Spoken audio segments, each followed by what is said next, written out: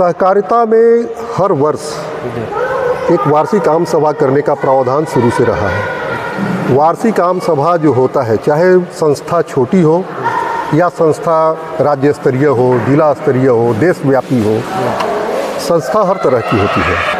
अच्छा, एक यहाँ का जनता का समस्या रह गया जो किसान यहाँ के हैं, वो लोग बोलते हैं कि जो नैनो एरिया तो साथ में लेना जरूरी है। देखिए, अपने देश में जब हरित क्रांति के समय से यूरिया का प्रचलन बढ़ा, ठीक है, उस समय देश दाने दाने को मोहताज था।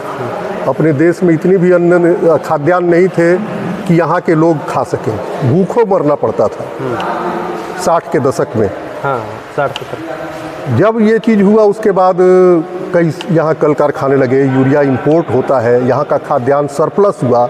आज मैंने विश्व में बहुत से खाद्यान्नों में नंबर 2-3 का ये निर्यातक देश हमारा बन चुका है कि ज़्यादा से ज़्यादा किसान यूरिया जो है, केमिकल यूरिया की जगह नैनो यूरिया का तरल रूप में उपयोग करें।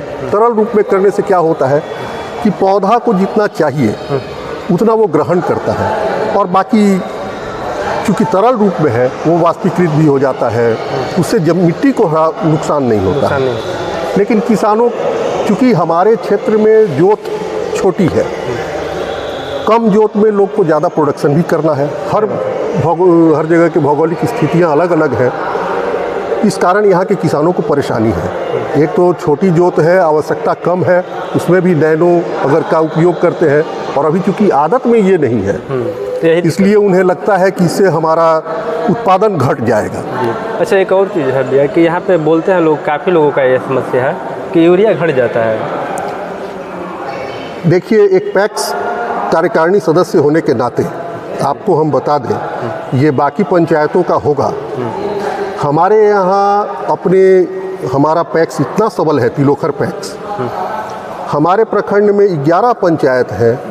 कहीं भी जितना ये पिछले वर्ष एक वर्ष में 11 से 12 गाड़ी यूरिया और डीएपी यहाँ आया है, मतलब लगभग 6000 बैग।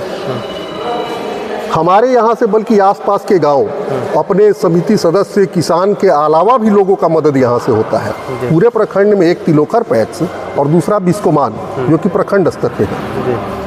इन्हीं दोनों के वजह से ही समझिए तो मार्केट में प्राइस कंट्रोल रहता है। कोऑपरेटिव बैंक के द्वारा कुछ किसान को जो कि मतलब लोन लेना चाहते हैं, केसीसी लोन, उन लोगों को लोन मिलता है या नहीं? नहीं, उनका जो उसका एक प्रावधान है, ज़मीन कितना होना चाहिए, क्या होना चाहिए, क्या फसल है। देखिए, केसीसी लोन जो है किसानों के लिए समझिए संजीवनी है, बशर्ते आप उसे लें और उसका समय पर भुगतान करें, फिर रिन्यू आप फिर से अगले फसल में उसका ऋण लें। आपको मात्र 3% का ब्याज लगेगा। अगर आप समय पर उसका ये अनुव्रत नहीं करते हैं, वो जाकर के व्यावसायिक ऋण की तरह 8-9% हो जाता है। तो ज़रूरतमंदों को अपने संसाधन के अनुरूप सहकारी बैंक देती है। अभी हमारा तिलोखर पैक्स भारत बीज सहकारी समिति जो है उसका भी सदस्य बन चुका है। तो हम उम्मीद करते हैं कि अगले वर्ष से या अगले सीजन से हो सकता है, रबी के सीजन में, खरीफ के सीजन में, रबी के सीजन में जो अगला, उसमें हम इसमें आपको बीज का भी उपलब्धता सुनिश्चित करेंगे। और भी जन औषधि केंद्र के लिए भी प्रयासरत है आदमी। और किसानों को शुभ करना आता है, जैसे फसल छिड़काव करने के लिए, दवा छिड़काव करने के लिए। हाँ, अपने कार्य योजना में है कि इसके लिए मशीन का क्रय किया जाए। हालांकि किसानों से भी हमारा अनुरोध रहेगा कि जो नैनो है इसके प्रति थोड़ा सा इसका उपयोग करके देखें। ये जो आपका दानेदार यूरिया है उससे काफ़ी लाभदायक है।